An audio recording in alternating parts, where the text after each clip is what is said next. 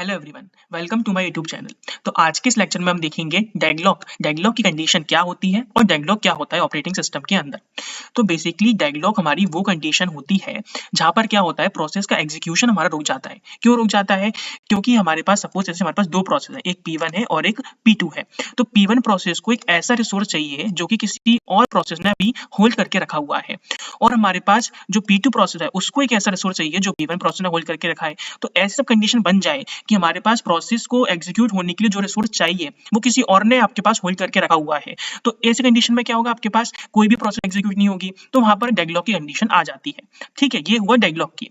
अब हमारे पास necessary condition कौन कौन सी होनी चाहिए जिसको हम देख के बोल देंगे अगर ये कंडीशन हुई चारों एक साथ हमारे पास सिस्टम के अंदर, तो मैं बोल दूंगा कि यार डेडलॉक तो बनना ही बनना है, अगर ये चारों एक साथ हुई तो। ठीक है, चलिए इनको एक एक करके समझते हैं।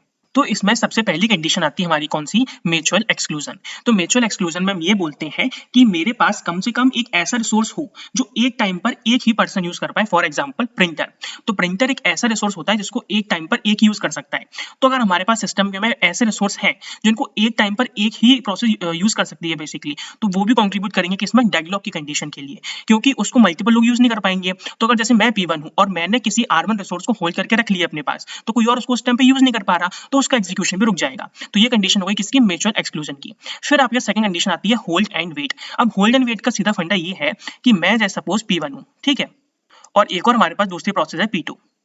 अब P1 क्या कह रहा है, प्रोसेस क्या कह रही है कि मेरे को चाहिए R2 रिसोर्स जो कि होल्ड करके रखा है किसने, R1 ने, वो सॉरी P2 ने। ठीक है, P1 प्रोसेस क्या बोल रही है, मुझे R2 रिसोर्स चाहिए जो P2 ने होल्ड करके रखा है, लेकिन साथ ही साथ इन भाई साहब ने R1 रिसोर्स तो होल्ड करके रखा ही है अपने पास, जो किसको चाहिए था, P2 को चाहिए था। तो मतलब P1 ने क्या कर रखा है कि किसी और रिसोर्स के लिए वो वेट कर रहा है, और साथ ही साथ जो रिसोर्स उसको फ्री है उनको होल्ड करके रखा हुआ है अपने पास, है ना। तो उसके चक्कर में क्या हो रहा है, आपके पास डेडलॉक कंडीशन बन रही है। अगर वो चाहे उसको रिलीज कर दे तो हमारे पास डेडलॉक कंडीशन हट सकती है। लेकिन अगर आपके पास ऐसा कहीं आ रहा है कि प्रोसेस क्या कर रही है, एक रिसोर्स को लेके बैठी है और दूसरे के लिए वेट कर रही है, तो वो किसमें आएगा, डेडलॉक कंडीशन में कंट्रीब्यूट करेगा। थर्ड वन होता है नो प्रीएम्पशन।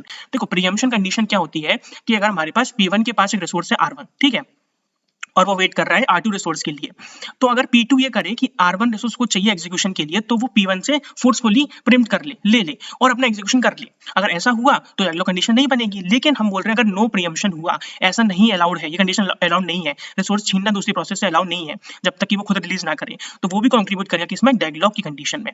फिर आता है आपका सर्कुलर वेट। सर्कुलर वेट वही कंडीशन कि भाई P1 को जो चाहिए वो P2 ने होल्ड करके रखा है, P2 को जो चाहिए वो P1 ने होल्ड करके रखा है। तो हम इसी चार कंडीशन को बोलते हैं, अगर ये चारों कंडीशन साथ साथ एक साथ आ गई किसी अपने अंदर सिस्टम के अंदर, तो हम बोल देंगे डेडलॉक लगना तय है, डेडलॉक लगेगा ही लगेगा।